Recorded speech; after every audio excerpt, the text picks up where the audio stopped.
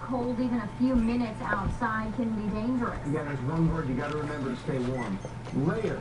But we found out there is a strategy to it. Jake Ryle is live at Moraine with some expert advice. Jake?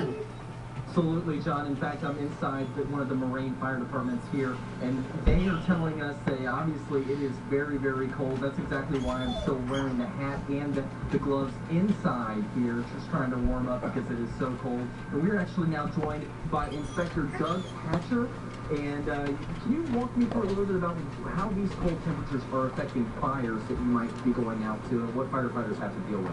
One of the challenges that we face the follower is Sinclair on personal warmth when we get on the fire scene. It's going to be on the video. video. Designed to keep us warm and insulate us. But when we get inside the fire, we heat up from the inside, sweat. And then when we go back outside, that creates an issue. Now you're wet on the inside and on the outside. So sometimes it does create a challenge for us to make sure we stay warm.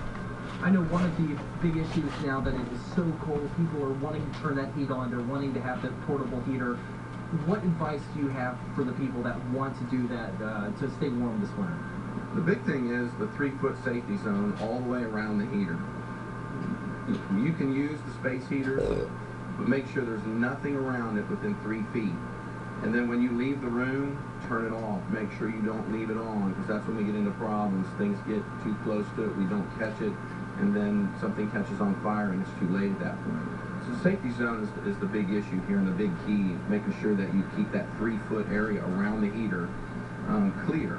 And then if you do have one that you have to refuel, never refuel it when it's lit, and don't refuel it inside. Always take it outside, let it cool down, refuel it, and then bring it back in.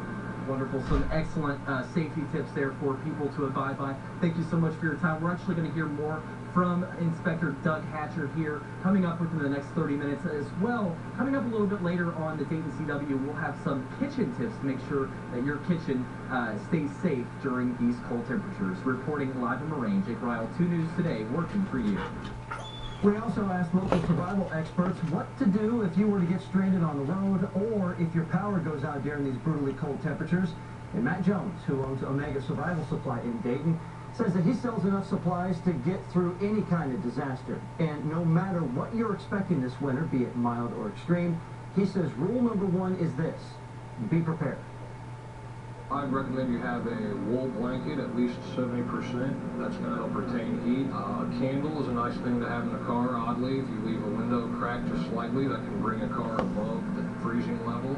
Some extra food and water, a ration bar, some type of energy bar that you can keep in there. Jones recommends keeping a flashlight and road flares in your car in case you get stuck. And a simple kit including a blanket, flashlight, and some food, well, that'll help you out and could cost you just about $20.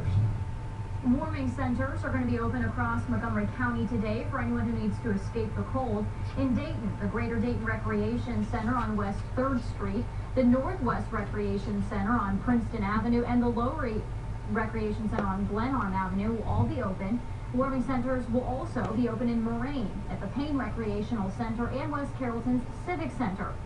And remember, those frigid temperatures, they're settling in. If you need to stay up to date with your forecast, you can use our free smartphone apps. You can take control of Live Doppler 2 HD, focusing specifically on your area, and get an hour-by-hour forecast. That way you can plan ahead. Sign up for those mobile alerts, too. It'll be sent directly to your phone.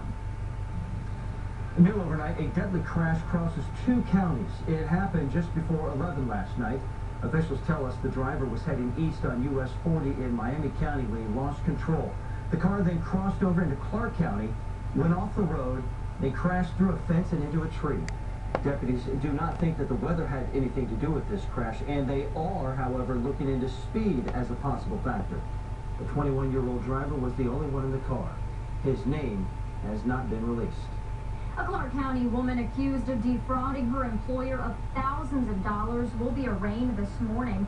Deputies say 40-year-old Brandy Fisher filed forged documents allowing her to receive short-term disability from Navistar, a Clark County-based manufacturer. Fisher has been charged with 1 count of theft and 1 count of forgery. She's currently in the Clark County jail. 4 days, 14 hours, 22 minutes, but who's counting? As we count down to the championship game as Ohio State will take on Oregon. Jimmy Fallon is also looking ahead, but he's doing so with dogs. As puppies made an appearance last night on The Tonight Show, Jimmy Fallon let that group of pups decide between two bowls. One bowl had Ohio State, the other one had Oregon. And after some coaxing, the dogs finally picked Oregon as the winners, although one of the dogs did go to the Ohio State Bowl first. Buckeye fans, however, should not be too concerned because puppies do not play football. And don't forget to catch our countdown to the championship. We have special reports on 2 News at 5. Sports director Jack Pohl is in Dallas all week long and will get you ready for the Buckeyes' attempt at a national championship. 6:08, holding firm at 6 below zero, taking a live look at Notre Dame in Paris, where there is a moment of silence for the attack in France. Coming up, how the world is showing its solidarity. And one step closer to an Olympic city. The meeting taking place today, narrowing down those options here in the U.S. And it is a dangerously cold morning. Not only are temperatures below zero, but a wind chill significantly below. Right now it's 7 below in Dayton with a wind chill more like 25 below. Your full forecast is coming right up.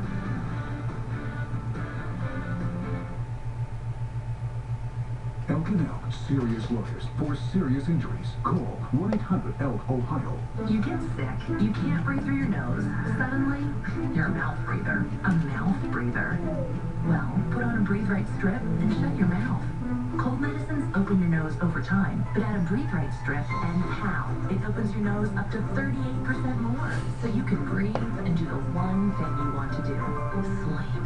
Add Breathe Right to your cold medicine, shut your mouth, and sleep right. Breathe Right. And look for the calming scent of new Breathe Right lavender in the sleep aisle.